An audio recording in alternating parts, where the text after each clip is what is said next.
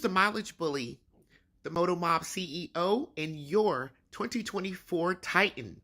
You are now listening to Sarge on the Iron Elite podcast. Like, share, and subscribe. If you're not listening to the Iron Elite podcast, what are you really doing? Because we are talking motorcycles over here. You dig? I was asked the other day, hey Sarge, why you never play any fast music on your podcast? It's simple. I'm petty. I know. Sarge, is motorcycling the only thing you talk about? Is motorcycling the only thing you care about? Nope. I care about the Jacksonville Jaguars too. Hey, man, what's going on? It's your boy Sarge, man, on a Friday. Hey, man, I know y'all like, God damn, Sarge, you ain't got no job no more. Yes, I do. But I got plenty of riders. I got to get through these post interviews, man, to talk about that I-10 to the end, to tell you guys about the epic journey. So, man, please take this time to go ahead and share it with a friend. Let everybody know we're on, man, because we going in, you dig?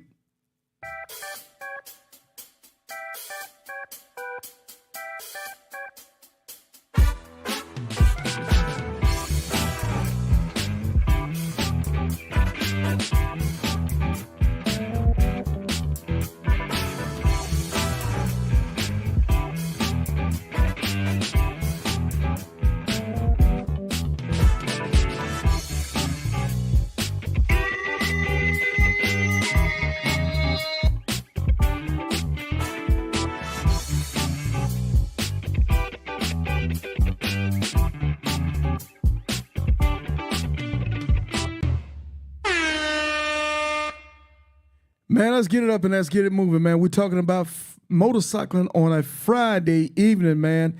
Straight back from the I-10 to the end, I'm going to be talking to my man, Gas from Soldiers United MC, man, Fayetteville, North Carolina. We're going to talk about his epic ride and all the cool things that he went through while he was traveling some over 6,000 miles on a motorcycle, man. So with that being said, without further ado, man, let me bring my brother on. Fam, what's happening with you today, brother? What's going on? Happy Friday, everybody. Hey, yes, sir. Hey, brother, you're looking real good for a guy who's been on the highway for a long time. Hey, man. I'm just truly blessed. Hey, that's what's up, man. So how you feeling, man? How's things going since you've been back to crib? Have you been back to your normal routine yet? Well, to be honest with you, when I got back, I finished up Sunday, spent the night down in Jacksonville, and came on back to the house Monday. I got home Monday afternoon, and Tuesday morning I had to break out for work for a conference. So I'm just getting back yesterday to the house. So I'm still really unpacking my bags and stuff, and is trying to get settled down. I really haven't had a chance to kick my feet up yet, though. Yeah, that's what's up, man. Hopefully this week you can get a chance to refit, rest, do all those things that you hadn't been able to do for the last week or so on the road, man, and we get you back to regular scheduled programming. So, Yes, man, sir. so we got you home. You done some riding. I think you were also, did you start out on a 40 or the 20? Kodak and I, we left out of my house. So I live off of 40. So we left from my house and rode up to Asheville that first day. Just really, it wasn't a hard ride. So we took 40. We took 40 until we couldn't take it anymore because of the snow. So I knew exactly what you did. I think I caught some of that ride when you guys were coming across and doing your thing and dropping down. I want to say y'all dropped down closer to the 20, so did you make it to El Paso and then drop down? Nah, we went to El Paso. We went all the way to Albuquerque. Arizona? Albuquerque, okay. Yeah, we spent the night in Albuquerque, and then we couldn't go to Flagstaff, so then we dipped on down. What's that? 25 maybe? I'm not sure on that, but I'm familiar with the Flagstaff area. I'm familiar with Albuquerque. Yeah. Albuquerque is actually on the 40. Yeah. So that's where we spent the night. I think our third night on the road. Yeah, so you did your thing, man. You accomplished your mission because the mission really was to get out there and get back home safe and sound, 10 toes, 10 fingers. So Absolutely. You did that. Absolutely. So, brother, we're here today to talk about your epic ride. For those that are on Facebook, this is the way this thing is going to run. We're going to run on Facebook about 25 minutes. So if you're on Facebook, eventually we're going to be moving the broadcast over to YouTube. And the YouTube channel is Sarge Life and Motorcycling. It's going along the ticker on the bottom. So you'll be able to see that in about 25 minutes of the show. We're moving things over to YouTube. I think I get a little bit better quality over YouTube. So that's the way we're going to be rolling here. And right before that, I'll let you guys know to go ahead and open up a tab and get ready to move over to YouTube. But we thank everybody for being on with us today. We know you could be doing anything, but you're going to be sharing some time with us. So we greatly appreciate it. But Mo Gas, we're here to talk about you today, and we're here to talk about your epic ride, sir. So first and foremost, was that your first ride across the country? It was. It was my first ride across the country. Oh, okay, that's what's up. So, question. From the time that you registered to the time you made the ride, how much time did you have to prepare for this ride? I kind of knew I was going to do the ride before well before I registered. I was kind of drug my feet on the registration. I apologize for that. I knew the time frame I wanted to do it in. It was more or less trying to find the right person to do it with. So when I made my mind up, probably 4 months. I started about 4 or 5 months. I started dropping little nuggets around the house to my wife about it, and Grace didn't want to just throw it on her. Yeah. So you eased her into this. Yeah, eased her into it. And you can't come home and tell everything at one time, and you gotta do little steps in this thing. You gotta work them up to it. So in that 4 months time, were you preparing and training and getting sleep and working on your diet and working on whatever cardio or whatever you had, or you say I'm a gangster, when I roll out I'm ready? Man, I tried. My heart was into it. I had a plan for it. But it just seemed like each week kind of passed by. And then eventually I was thinking to myself, I ride anyway, I ride. So, man, I was just like, I kind of decided that I wasn't going to do an endurance ride on this right here. I was going to, take my time with it. So now I ain't changed nothing. I ain't going to change no diet up, have my stomach all messed up on the road. Nah, I'm going to do what work for me. Okay, so you consistent with what you got going on. Yeah. So I'm gonna give you a little credit because you got a cheat card because you ride anyway. So the old saying, if you stay ready, you don't have to get ready. You got to get ready. You got to get ready. So as far as the bike, so if I'm a brand new rider that's getting ready to ride across country, talk to me. Was there anything particular you did to the bike? First of all, what kind of bike you rocking? I got a 2023 Indian Pursuit. Okay, got an Indian Pursuit. Mm-hmm. So was there anything particular that you did to make sure the bike was ready to rock and roll? Any particular service that you did on the bike? Off top, I went ahead and replaced the tires.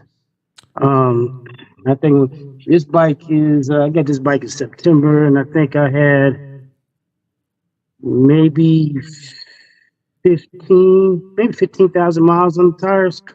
So I just went ahead and just bought a new set of tires for this trip because I knew I didn't want to risk it. I got the wheel tire package, but ain't no need to use if I don't have to. For sure. Matter of fact, I would suggest that to anybody. Yeah. Other than that, brand new set of tires. Yeah.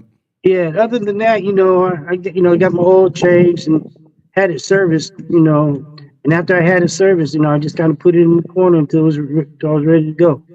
Kind of bubble wrapped it and said, okay, when we come out the gate, we ready to come out the gate. Right. Okay. So you knew, obviously, because your trip went a little bit different. You left home, you dropped down, hit the 40, coming from what, Wilmington? I'm in between. I'm right from Greensboro area. Greensboro. Okay. So you knew, obviously, it's spring for some people, but taking the trajectory that you did to start your 10, it ain't quite springtime yet. So what kind of equipment that you packed as far as clothing, uniform, that type of stuff? What did you pack on your bike? Man, I actually packed for all 4 seasons. Of course, you're going to take your rain gear. And because of the time of the year, and we also, like I said, we stopped off with my father, so he lives in the mountains. So, of course, we're going to bring our plug-in, our heat gear. And then I always bring too many gloves, but I don't think you can bring too many gloves. The glove I don't game think is so either. important. I don't think so either. So yeah, I got some gloves. Yeah, that's what's up. So what are you carrying about? Because of course we're coming across in cold weather, and I saw a situation where I want to say Cinnamon and Buster from Soldiers United with Hampton Roads, Virginia, right? Right. Yeah, they had an issue with a battery, cold weather. They did what you guys did, the same trajectory, and then they came back and swung around on the 10. Did you have any type of equipment like jump boxes or tire inflators, anything like that on your bike? Well, yeah, we keep a tire inflator on my bike. I don't have a jump box, but I know Dakota had a jump box.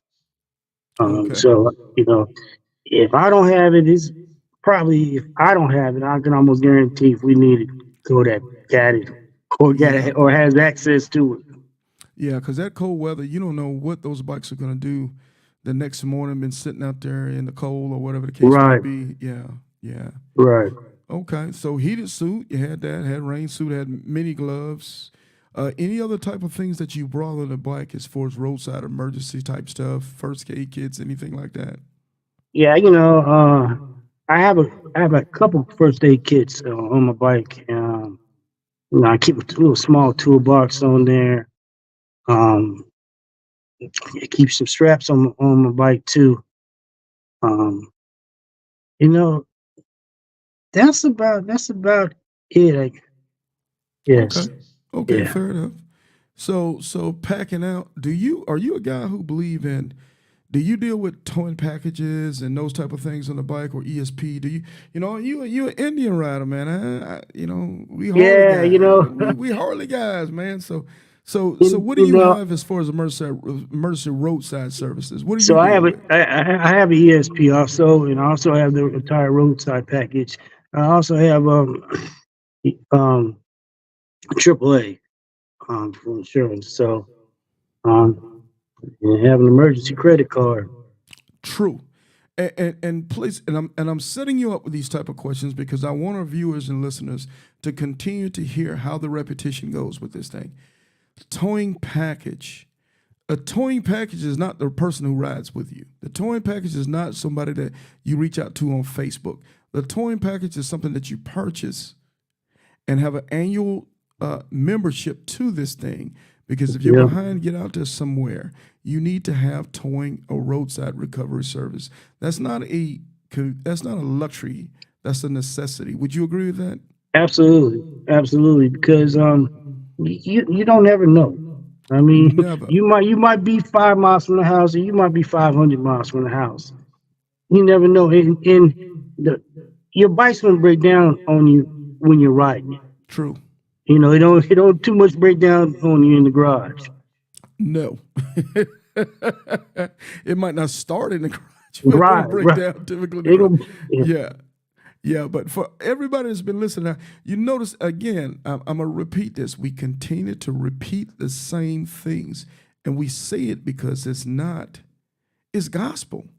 Those are the things, if you're going to consider yourself as a riding elite person or a person who rides great distance or a person who rides often, these things are non-negotiable.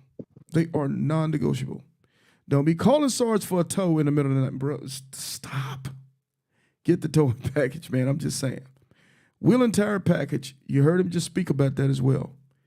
Hey, man, don't be playing around now because on that road, they're going to tax you for tires. Yes, sir. They're going to tax, and you're going to pay whatever they charge. Yes, sir. Because you need that tire. Am I correct, Mo guys? Yes, sir. Yes, sir. And then it's funny how sometimes when you have the wheel and tire package, you never need it. Isn't that funny? But when you don't have it, you always need it. I think that's just the law of the world. That's what happens with the law of the world. Is that fair? Yeah, I think it's one of those things. You're going to pay the piper. You're going to pay him before the dance. You're going to pay him after the dance. You're going to pay the piper. I want to pay before the dance. Yeah, you got to pay. Yeah. Yeah, because if I pay before the dance, I got demands. doing the Right. dance. But if I pay out the dance, I'm gonna get whatever she gives me. Yeah. And I might not like that dance. I'm just telling you that now. So anyway, so we getting ready, we getting out the gate, we get to Santa Monica Pier. At this point, you've been riding, you've been getting your thing on, you've been dealing with Kodak the Round Pounder, who's a headache, but he my dog. So you guys get ready, y'all leave Santa Monica Pier. So what was y'all's strategy coming out the gate for the first day? What was the strategy and how far were you planning on taking it? So, I did mine differently than I don't know that anybody probably has done it since. I don't know. Because we were going to throw in Soul Brothers during this ride. We really weren't pushed for like time. Like, we weren't trying to do no long, we didn't have no reason to do no long pushes from Santa Monica. So we left his mother's house up in Victorville that afternoon. And I guess I'm a glutton for punishment because we started out at Santa Monica at 5:30 in the afternoon on Tuesday. So we pushed out for Santa Monica, and we got to our room was for Wednesday in Phoenix. So we got to Danning, California. You say Yeah. Deming? Deming. Mm-hmm. Yeah, Denning, California. Right outside of LA. Probably about an hour and a half, 2 hours, I guess. Okay. Near Red Rock, I guess. I'm trying to think. That's not on the 10, is it? Yeah, Red Rock. yeah, it was right outside. It was right outside of California. We stayed in the hotel in a Holiday Inn. Okay. If anybody in the chat, give me a geographical location for Red Rock. I'm not familiar. I've heard of it, but I'm not familiar with It's exactly where it's at. Banning, California.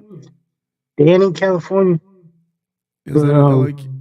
Okay, but anyway, okay, so you guys held over. So y'all started, but then you got off the 10 to make a visit. Am I correct?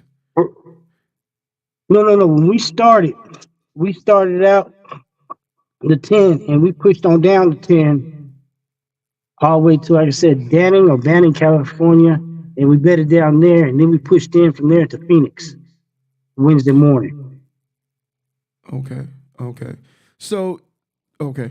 All right, I'll let that go. I'm gonna Google that because there are small towns that are going out that way, especially like there's Palmdale, there's Cathedral, there's Blythe, those particular towns as you're heading down the 10.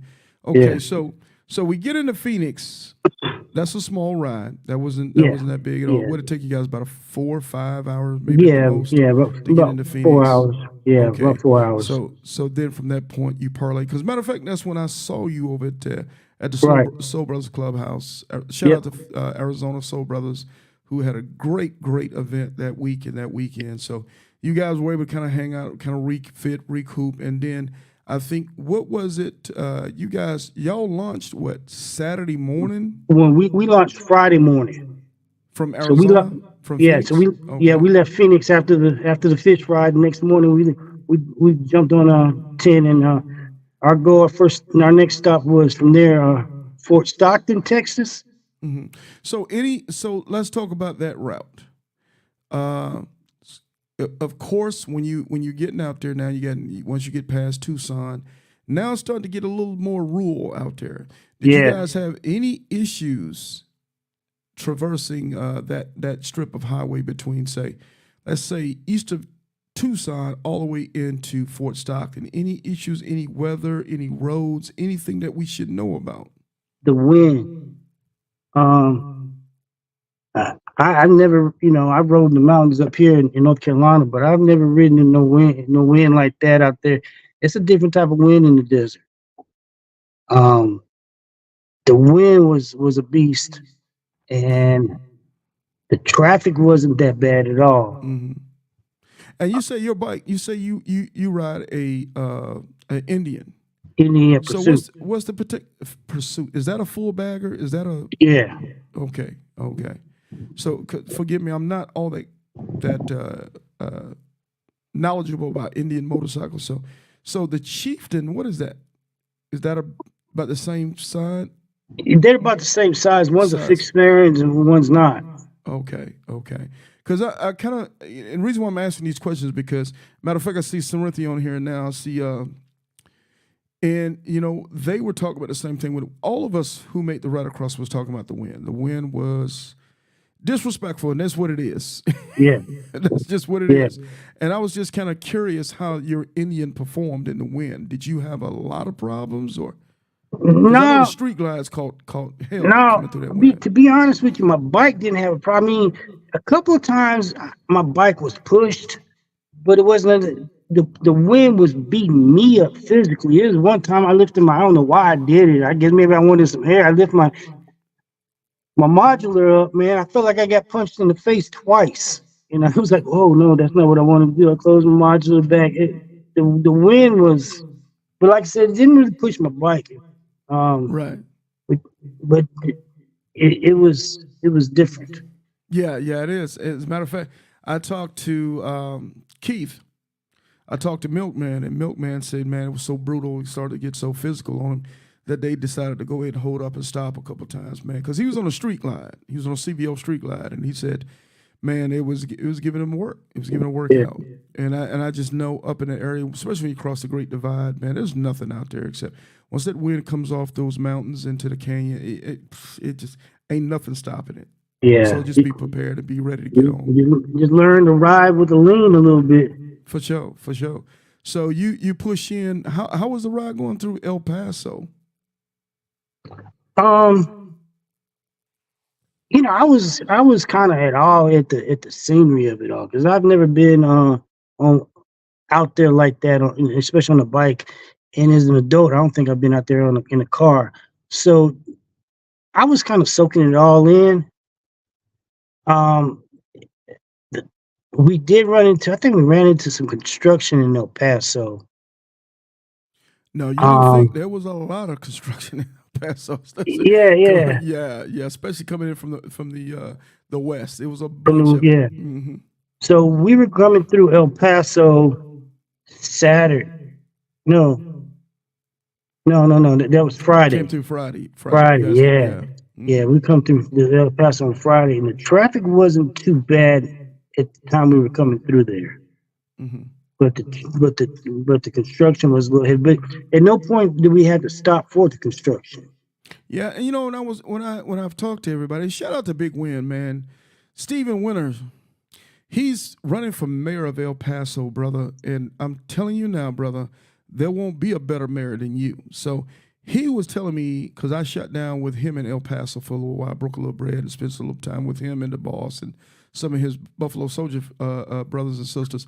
But that lane, no matter, I think it's basically from dusk to dawn, it almost breaks down into one lane coming from the east and the west. And that's an issue up in there because it's really, really busy and it's really, really constructed. So I don't know how it was for you guys on Fridays probably was just as bad on Friday as it was when I came through there during the middle of the weekday. Yeah. Like I said, I think we got it through there probably right about lunchtime, maybe a little bit after lunchtime, maybe. Right. And the traffic wasn't too bad. Like I said, we didn't ever have to stop. We were able to push on through. Matter of fact, that's where we were debating whether to stop to eat lunch and I was like, nah, let's go ahead and push through this traffic and get on the other side of El Paso before we stop and get lunch. Because I didn't want it to get any worse than it was. Okay. So you guys were able to get through El Paso. You did what you had to do. Right. From the stretch of El Paso to Fort Stockton, any issues, anything we need to know about doing that stretch of highway?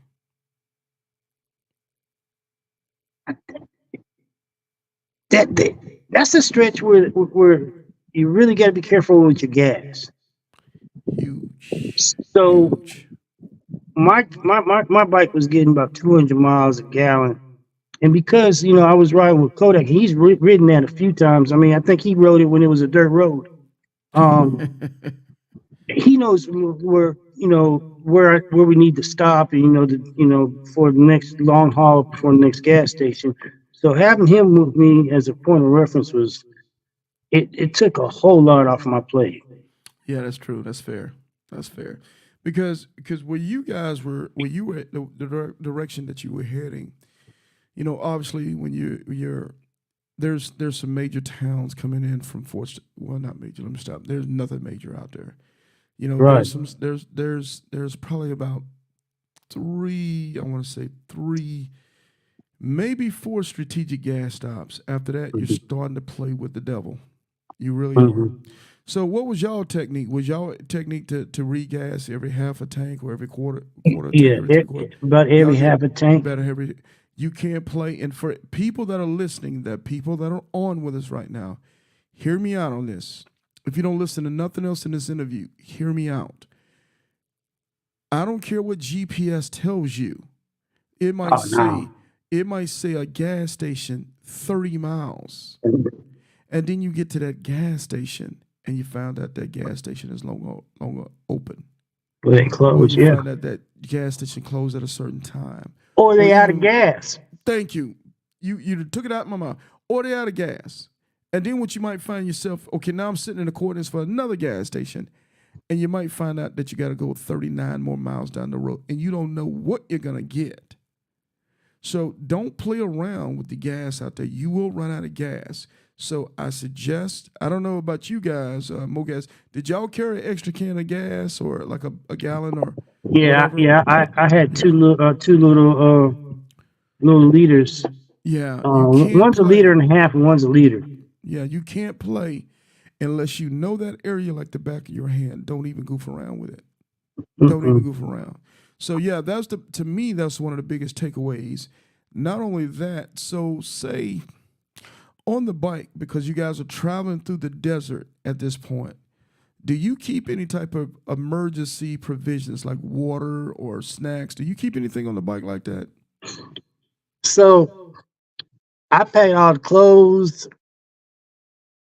Kodak packed all the snacks.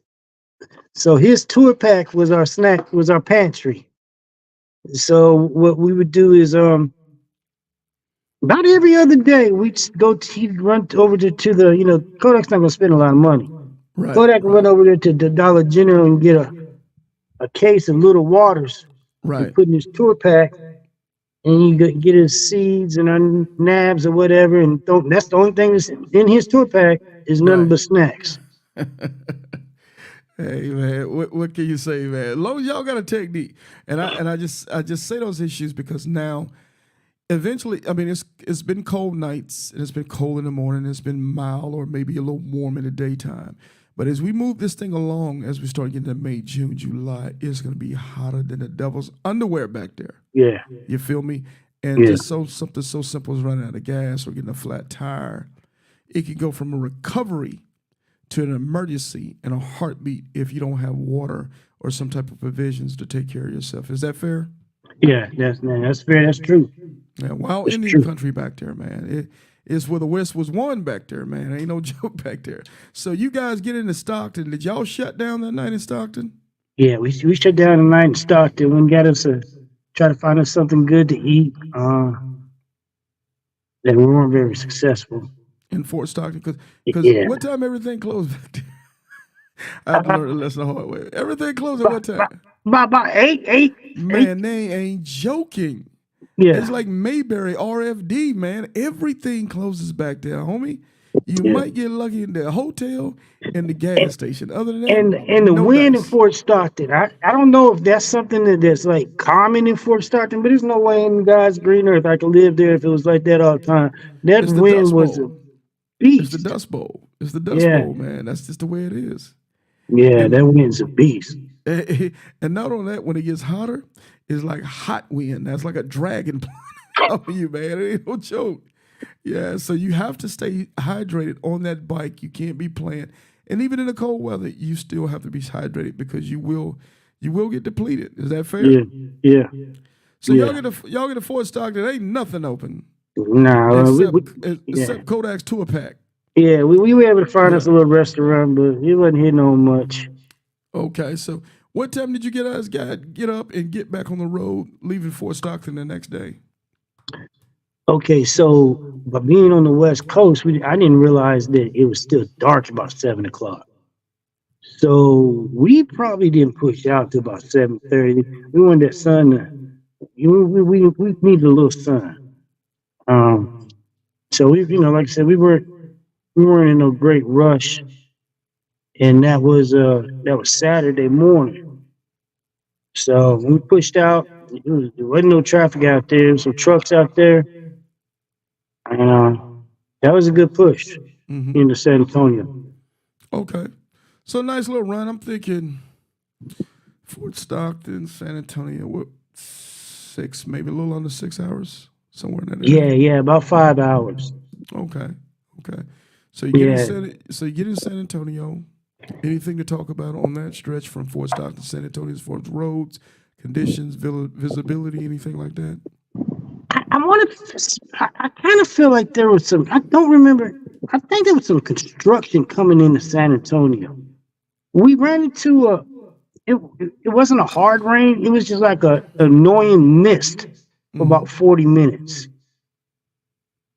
through San Antonio. Mm-hmm.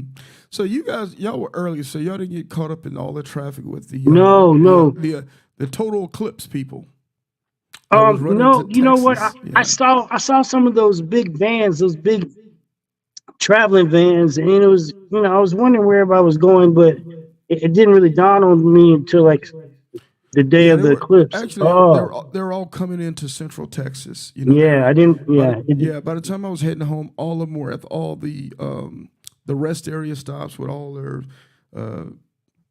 total eclipse equipment, telescopes and the glasses and all other stuff that they were doing. So that did interfere with some of the traffic up in there. But I think that was after you guys had gone through there. Yeah.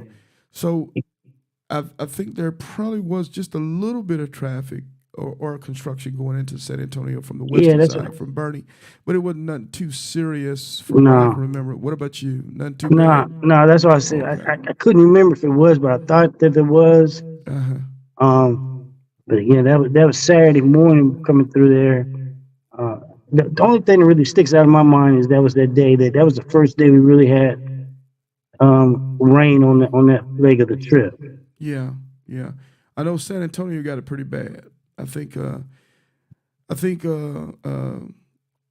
Extra and I think Milkman went through it and got it in New Mexico, if I'm not mistaken. They could correct me if they're on here, but I think they got some pretty bad rain at one time. If they're on here, I'm sure they'll correct me. But so leaving, so you get to San Antonio that night. I think y'all got there early because y'all just wanted tacos. Is that what it was? What, to San Antonio? Yeah. Oh, it just so happened. San Antonio early.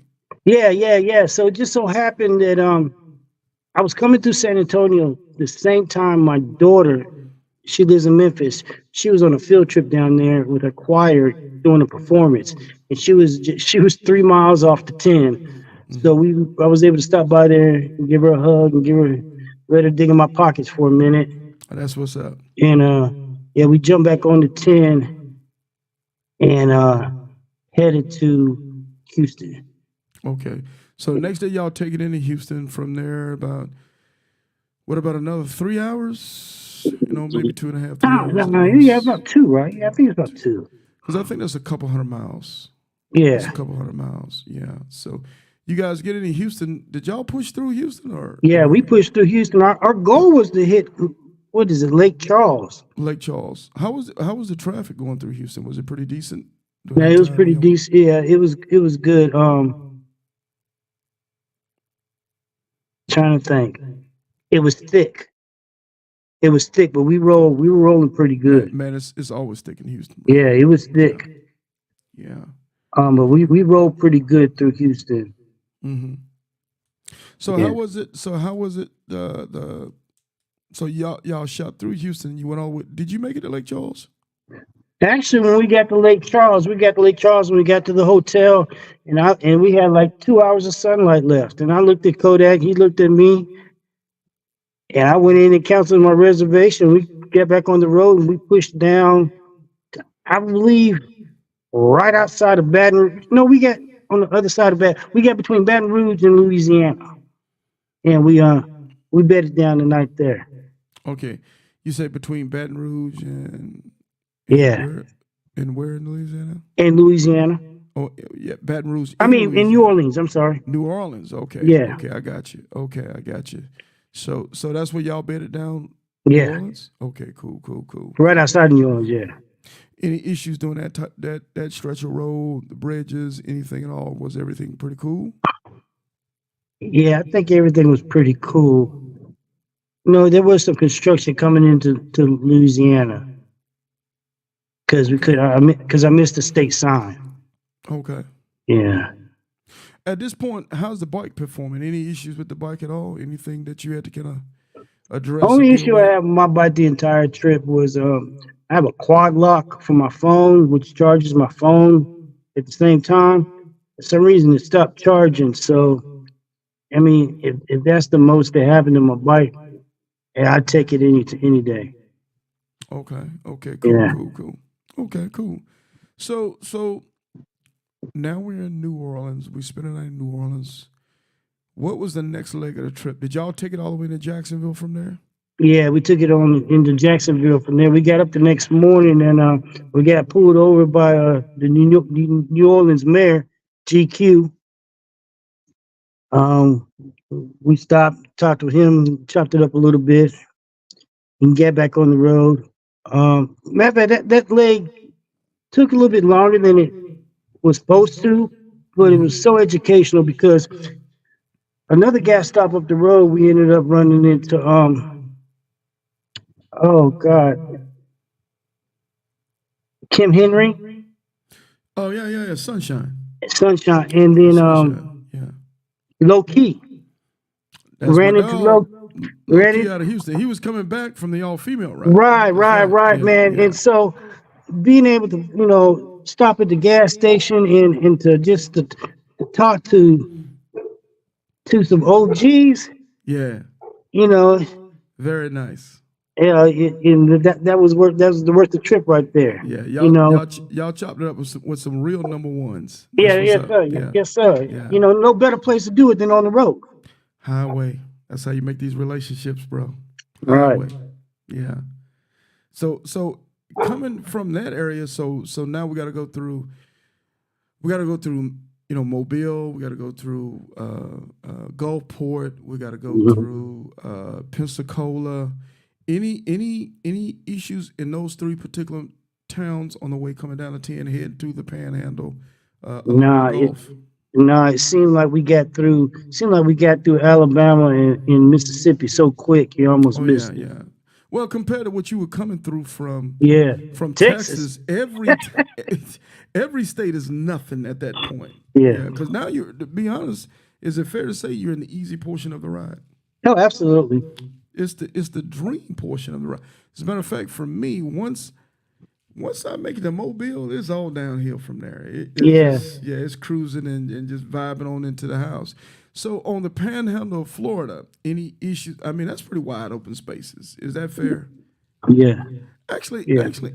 I'm pretty impressed with the Panhandle of Florida as far as road conditions. Once you get west of Tallahassee, or in you guys' case, let's see, coming into Tallahassee coming from the west is a remarkable good road, a good stretch of highway. It's just nothing out there. Yeah. There ain't nothing to look at except bushes.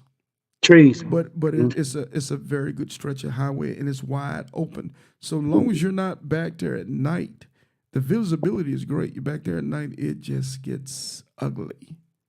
It gets ugly. And I think you guys came along during the daytime, am I correct?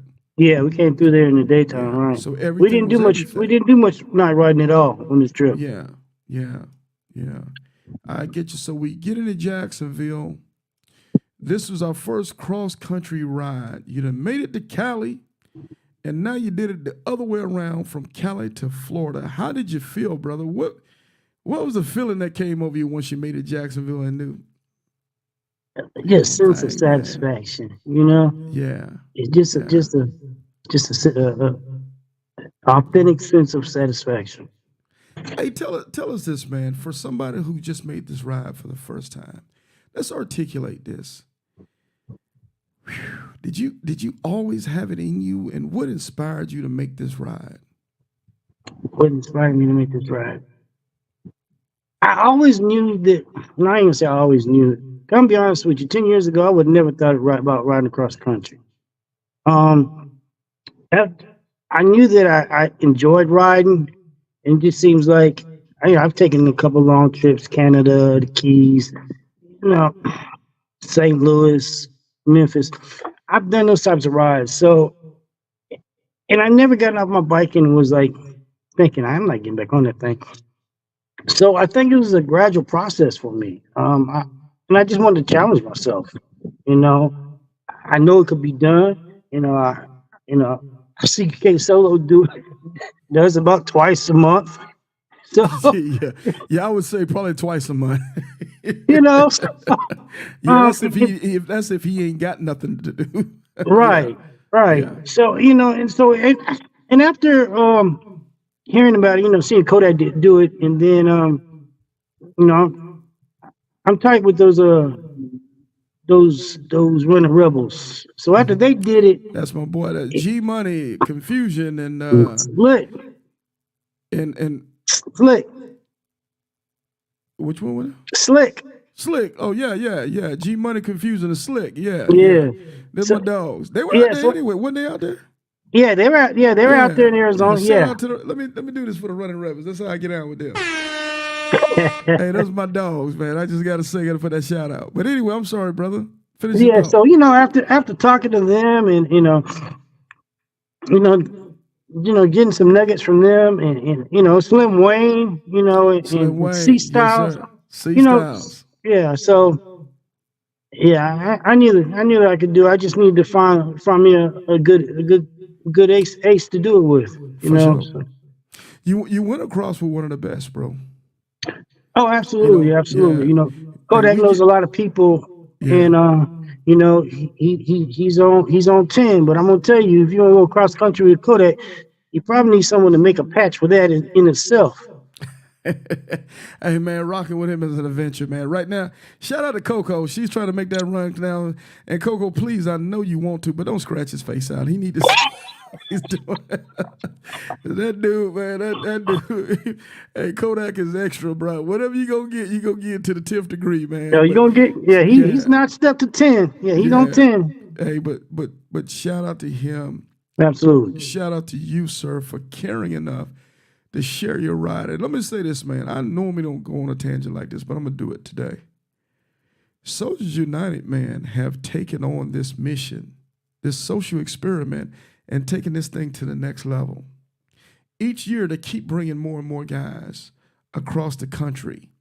Now they doubled down and came up with this couples edition, which was a drop the mic thing for me, man. Shout out to Buster and Cinnamon and Exquisite and her husband, Unidentified. Now Kodak and Coco, and I'm seeing this stuff grow more and more.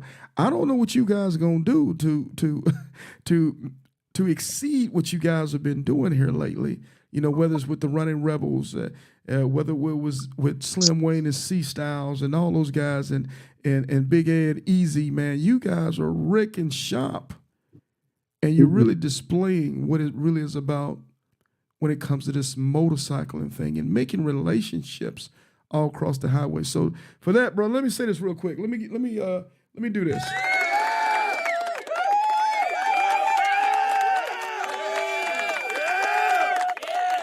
And much love to you, Mogas, because now it's official, my guy. You're part of the alumni.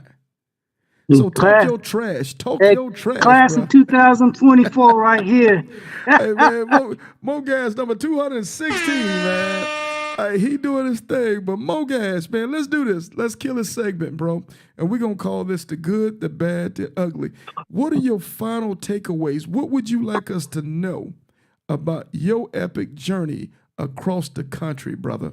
The mic is all yours. I think that if this is something that you honestly want to do, I think that you need to be honest with yourself about yourself and your bike. If you have any questions about either one of those, this might not be the ride for you. With that also being said, there's two things that you have to take in consideration when you're doing this ride too, and that's Mother Nature and Father Time, and both of them are undefeated. Uh, we took this ride.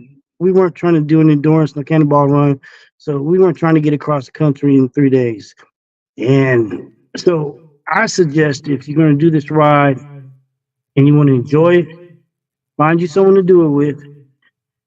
Add $200 to your budget and push that thing out another day or two, and just enjoy it. If you enjoy it and you sit back and you ride and you watch the scenery change as you go across country and soak it all in, I think you get more out of it. I think you Hey, get more out of it. hey, speaking of that, if you don't mind, let's take a couple seconds to speak on that.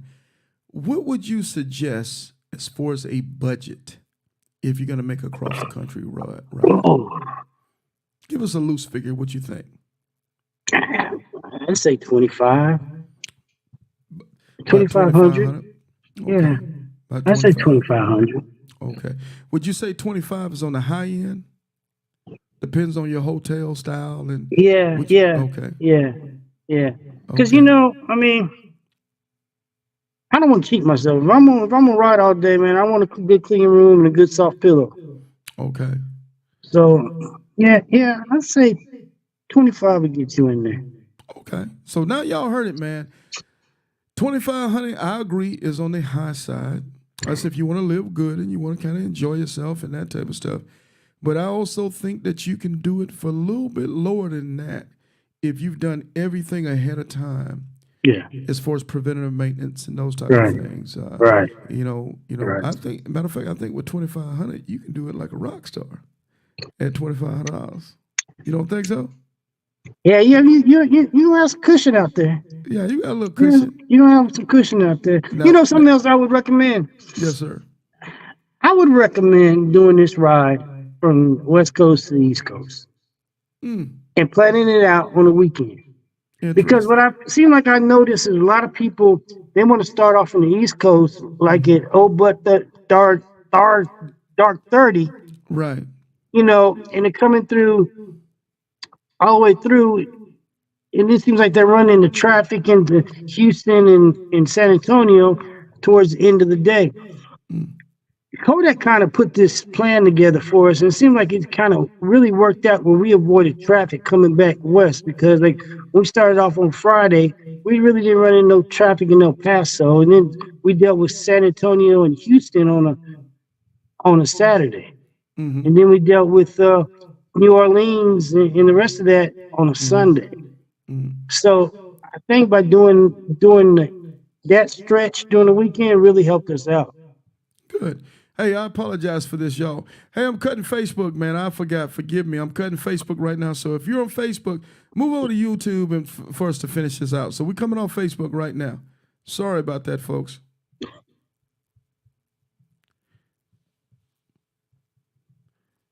Okay, my guy. I'm sorry. Was there anything else you wanted to be able to? Nah. Okay. But man, I would like to thank you for the opportunity to do this, and for you coming up with this fraternity of riders is what it is. Yes, sir. I'm humbled, sir. I really, really appreciate it. I'm so proud with what we've accomplished over the last few years from all the riders. And I'm gonna just say this, man. I got to give people their flowers. Kodak, Low Key, Big Sale. Those guys have been so instrumental into what we've been doing with the program, with their advice and their opinions and their constructive criticism. It's been so many MCs, whether it was Rare Breed or Soldiers United or the Kings of the South, quite a few independent riders, man, with just always supporting and giving love to the platform, whether it's the Bells or it's just on and on and on and on. Forgive me if I didn't name you. It's not because I don't respect you. It's just so many that have been so instrumental in what we're doing. And now look at it, man. We're as I'm talking to you, I'm looking at the official count is 217, and we're still growing. And as you and I, Mogas, are talking about it, I got 12 more riders that are getting ready to get out the gate over the next few days. So That's what's you up. you caring enough, sir, to share your ride. You don't know how pivotal you are to the riders that are coming behind you, because it's things that you discussed today that they didn't think about. Or better yet, they had to remind themselves about. And they're going to say, oh, yeah, Mogas spoke about it. Let me type this little part up and let me do this little thing so I can mitigate risk or mitigate mistakes from happening so my ride can be the best ride humanly possible. And Right. that's what we try to do on this social experiment platform, because it really is social. It's about people. Each one teach one. Nobody's claiming to be the expert and know it all, but together as a collective, we know a lot. And we're proving it because, oh, by the way, we ain't telling you about our ride 5 years ago. We're telling about our ride that was just a few days ago. Right. That's what makes it believable. And oh, by the way, you got a chance to see it with your own two eyes. What you think, Brian? Did I Yes, sir. hit it? Or You hit the nail on the head. I appreciate you, sir. So, Mogas, I don't know what you got going on this weekend, but bruh, take it easy, relax. You've earned that. Whatever it is that you choose to do, my guy. Appreciate it, my man. Any last words for us before we let you go and get about your business? No, like I said, man, just like thank you for this opportunity, and hey, be safe out there. Keep between the lines. I appreciate you, sir. Mogas, salute, sir. And don't forget to keep it motorcycling, you dig? That's what's up.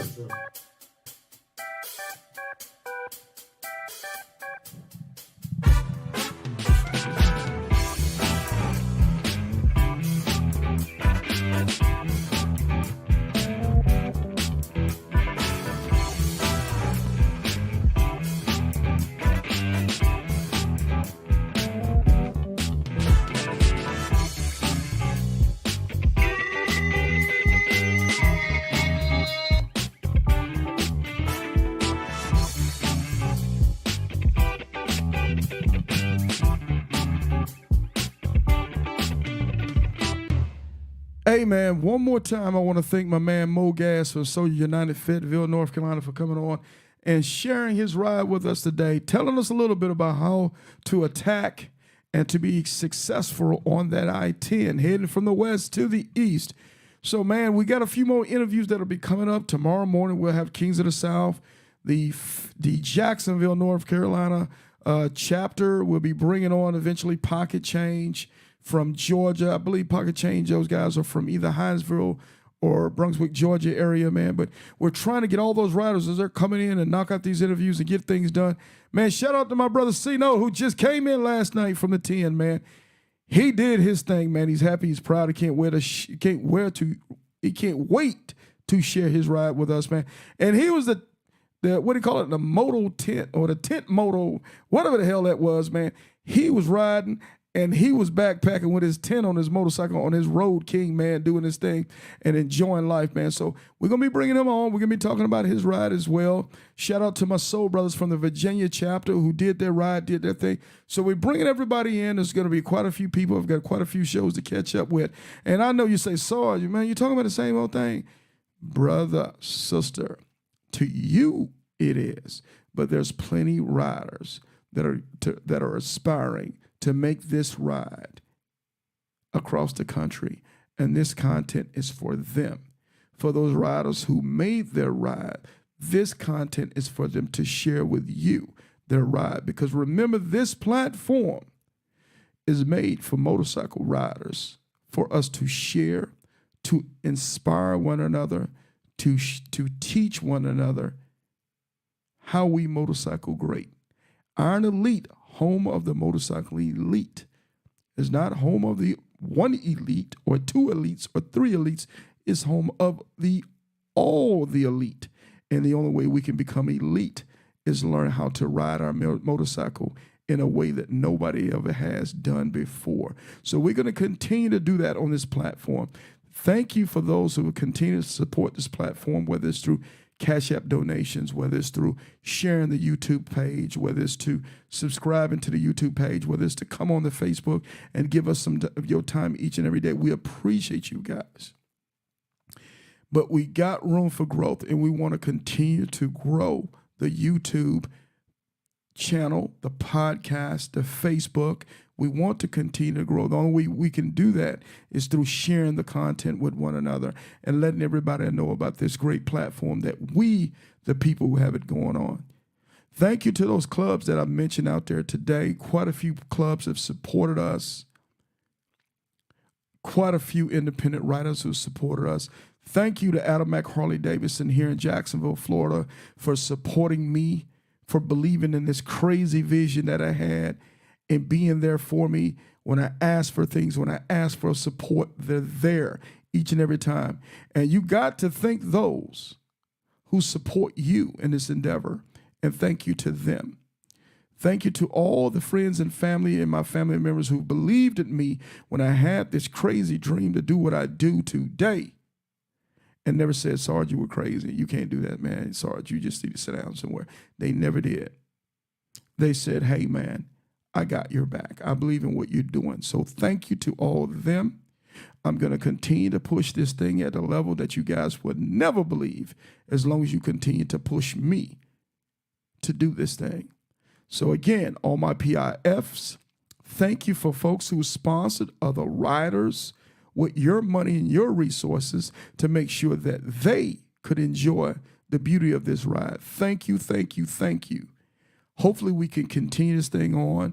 For the Titans, if you know a person out there that you think has what it takes and is qualified via the prerequisites for the Titan, you need to go ahead and get on that link. The link is in the feature section of the Iron Elite Facebook page.